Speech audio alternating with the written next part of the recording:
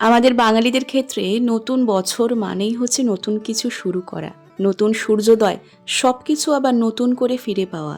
আর এই নতুন করে ফিরে পাওয়ার শুরুটা যদি একটা ছোট্ট ট্রিপ দিয়ে হয় বাঙালিদের কাছে, বেশ মন্দ হয় না কিন্তু। সামনেই তো গরমের ছুটি, সামার ভ্যাকেশন। তো অনেকেই নিশ্চয়ই দুদিনের জন্য দীঘা যাওয়ার একটা ছোট্টখাট্ট প্ল্যান করছেন। কি ঠিক বলছি তো? ছোটবেলার সাথে এখনকার দীঘার অনেক পরিবর্তন। এখন অনেক নতুন নতুন হোটেলস ওপেন হয়েছে, কিন্তু থাকতে চাইছেন একেবারে নিরিবিলি কোনো জায়গাতে, একেবারে বাজেট ফ্রেন্ডলি বা পকেট ফ্রেন্ডলি কোনো হোটেলে। তো সেরকমই একটা হোটেলের সন্ধান আজকে আমি আপনাদের দিতে চলেছি, যাতে করে দুটো দিন আনন্দও করা হবে, মজাও করা হবে, আবার পকেটের দিকটা নিয়েও বেশি চিন্তা করতে হবে না। দীঘার park view guest house. AC non AC rooms, car parking, kitchen facility সবটাই পেয়ে যাবেন এই হোটেলে, এবং কন্ট্যাক্ট নাম্বারটাও কিন্তু এখানে ডিসপ্লেতে দেওয়া রয়েছে। এই হচ্ছে hotel park view guest house. Couple friendly, family friendly হোটেলটি কিন্তু দীঘার একটি শান্ত নিরিবিলি জায়গাতে লোকেট করছে। সমুদ্র থেকে 7 থেকে 8 মিনিট হাঁটা পথ ডিস্টেন্স। আর লোকেশনটা শেয়ার করে দিই, দীঘা অমরাবতী পার্কের কাছে ইউবা আবাসন যেটা রয়েছে তার ঠিক পিছনেই লোকেট করছে। অমরাবতী পার্ক তো আমরা সকলেই ঘুরেছি, কিন্তু তারই কাছাকাছি এরকম একটা পকেট ফ্রেন্ডলি হোটেল রয়েছে, তার সন্ধানটা কি ছিল? এছাড়াও কাছাকাছি পেয়ে যাবেন আপনারা সায়েন্স সিটিও, যেটা আপনাদের এবং আপনাদের বাড়ির ক্ষুদে সদস্যটির মনোরঞ্জন করবে। তো চলুন হোটেলটি একবার ঘুরে দেখা যাক, আর ছোট্ট একটা রুম ট্যুরও আপনাদেরকে করাবো। এই হচ্ছে এখানকার রিসেপশন এরিয়া। ফ্যামিলির সাথে কিংবা ফ্রেন্ডসদের সাথে বাইকে হোক কিংবা বাই কার যদি আপনারা যান, তো সেক্ষেত্রে পার্কিংয়ের কোনো রকম সমস্যা হবে না। এই হচ্ছে টোটাল রিসেপশন এরিয়াটা। একটা ছোট্ট অ্যাকোরিয়াম দেখতে পেলাম আমরা। এইবার যাব আমরা রুমের দিকে। তো রুম ট্যুরটা করাবো।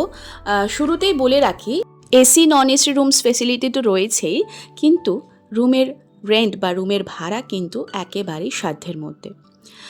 সিঁড়ি দিয়ে উঠেই এখানে একটা কমন ব্যালকনি রয়েছে, যেখানে বসে আপনারা টুকটাক আড্ডা দিতেই পারেন আপনাদের ফ্রেন্ডস আর ফ্যামিলির সাথে। এখানে একটা রুমের ডোর ওপেন ছিল, যেখানে জাস্ট গেস্টরা চেক আউট করেছে, সেই জন্য বিছানাটা এরকম অগোছালো হয়ে রয়েছে। তো এই একটা রুম রয়েছে।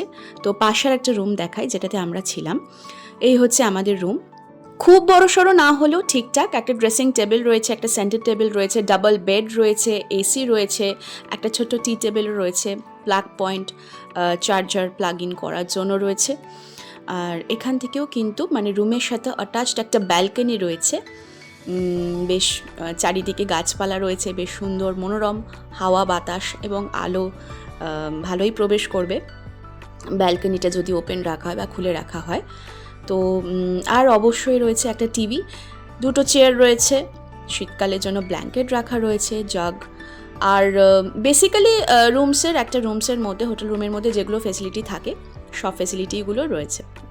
দেখতে দেখতে দীঘার জগন্নাথ মন্দিরও উদ্বোধন হওয়া 1 বছর হয়ে গেল। তার সাথে সাথে অনেক নতুন হোটেলসও দীঘাতে গড়ে উঠেছে। N2 সেক্টরে লোকেট হওয়া এই হোটেলটির আরেকটা রুম আমরা দেখে নেব। এই হচ্ছে আর একটা রুমের ওয়াশরুম।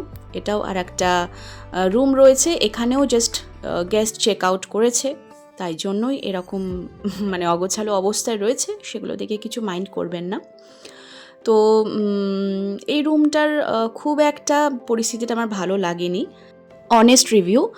আর যেহেতু হোটেলটা অনেকটা দিন হয়েও গেছে, মানে অনেকটা পুরনো হোটেলও, সেক্ষেত্রে আর মাত্র 600 থেকে 700 টাকার মধ্যে এরকম হোটেল রুমস, তো সেক্ষেত্রে আমার মনে হয় জাস্ট ঠিকঠাকই আছে।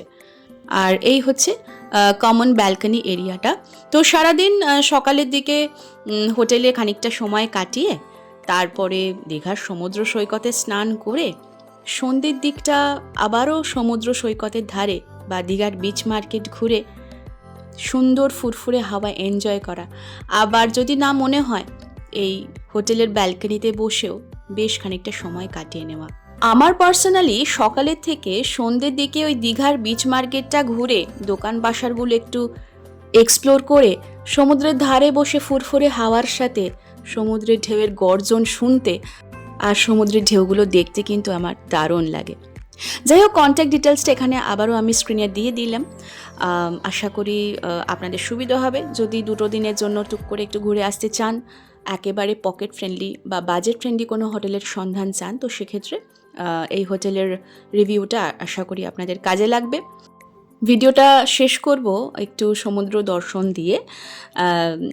ঢেউয়ের ওই যে ফ্যানাগুলো যখন আছড়ে এসে ওই পাথরগুলোর ওপর পড়ে, কী যে অপূর্ব দেখতে লাগে। আর তার সাথে যদি পূর্ণিমা হয়, জ্যোৎস্নার রাতে জ্যোৎস্নার আলো যখন ওই সমুদ্রের ঢেউগুলোর ওপর এসে পড়ে, উফ, দারুণ অনুভূতি। যাই হোক, আপনাদেরও আশা করি এরকম অভিজ্ঞতা আছে, আমাকে অবশ্যই কমেন্ট করে জানাবেন। ভিডিওটা ভালো লাগলে লাইক শেয়ার করবেন। ফিরে আসবো নতুন আবার কোনো এক্সপ্লোরিং ভিডিও নিয়ে। আজকের মতো আসি, কেমন? টাটা।